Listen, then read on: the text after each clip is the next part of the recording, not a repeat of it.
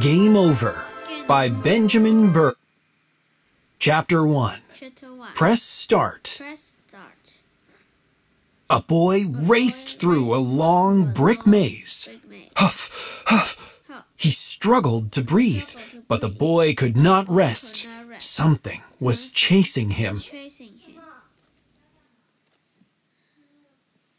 The boy heard heavy footsteps close by.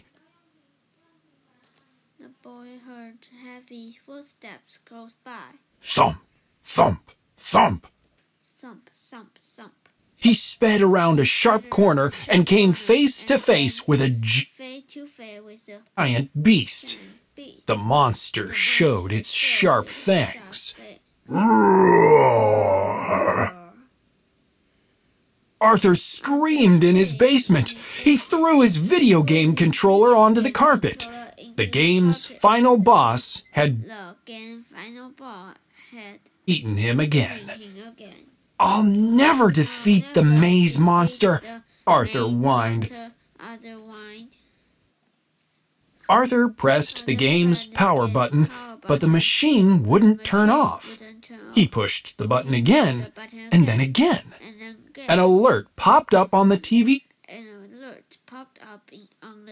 screen. It read, "You have one life remaining." Arthur scratched his head, confused. How did I get an extra life? He wondered. Then another message flickered on the screen. Press Start to continue, if you dare. Chapter 2. Level Up.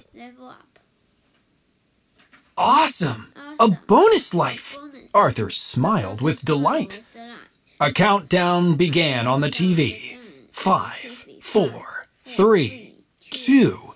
With 1 second left, Arthur jammed his thumb on the start button. Click! Suddenly, everything went dark. Mom! Arthur yelled upstairs. The power is out again! But nobody answered. Arthur grunted. I sure hope my game's saved. Arthur stood and stumbled through the dark. He searched for a light switch. He didn't find one. Instead, Arthur tripped and fell. The basement floor felt like brick. Ouch! He cried.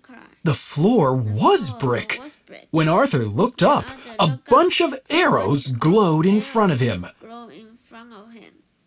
The arrows pointed toward a steel door marked with 2 words. Final Boss. What is happening? Arthur asked, puzzled. Whoosh! The door flung open. Arthur got up, brushed off, and walked through the entrance. An endless maze awaited him. It can't be, thought Arthur, looking around.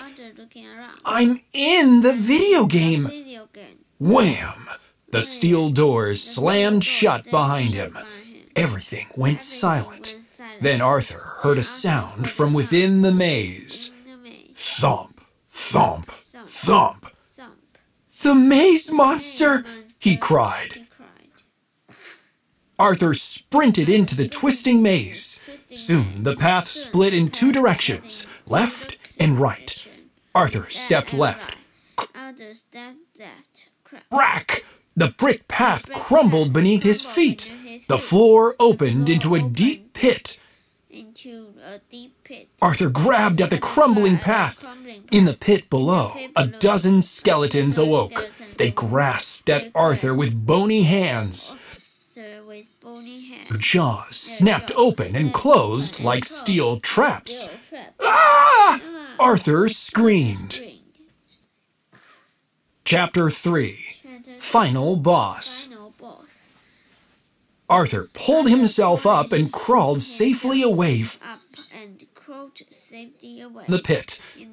Rookie mistake, he said, shaking his head. Arthur looked around again.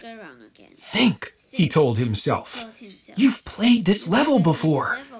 This time, Arthur headed right instead of left. The floor did not crumble. As he ran, Arthur remembered the correct path. But with each twist and turn, the footsteps grew louder. Thump, thump, thump. Then, up ahead, the path turned sharply. Arthur stopped. The footsteps stopped too. Arthur pressed his back against the brick wall. He inched closer to the turn. He could hear the maze monster breathing around the corner. Suddenly, one of the bricks on the wall moved. Arthur pushed on it, and a secret drawer opened. He reached inside and pulled out a flaming sword. "Power up!" Arthur exclaimed. With the sword, Arthur turned the corner. He came face to face with the giant beast again. With the giant bat again. Slash! Arthur swung his sword at the monster. Whoosh! The beast lashed out with its claws. The fighting went on and on and on. Both Arthur and the maze monster were growing weak. One final blow would destroy either one of them. Slash! Whoosh! Then suddenly everything went dark again. Back in the basement, a door slowly opened. Creak. Arthur's mother yelled down, "Is everything okay, Arthur?" No one answered, but on the TV screen, a final message flashed. Game over.